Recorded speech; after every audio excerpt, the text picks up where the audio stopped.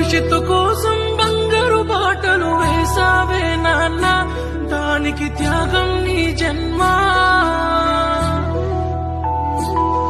నా జీవితాంతం రుణపడి ఉన్న చాలున ఈ జన్మ, నీ రుణం తీర్చుకోగలనా? నా భవిష్యత్తు కోసం బంగారు బాటలు వేసావే నాన్న, దానికి త్యాగం నీ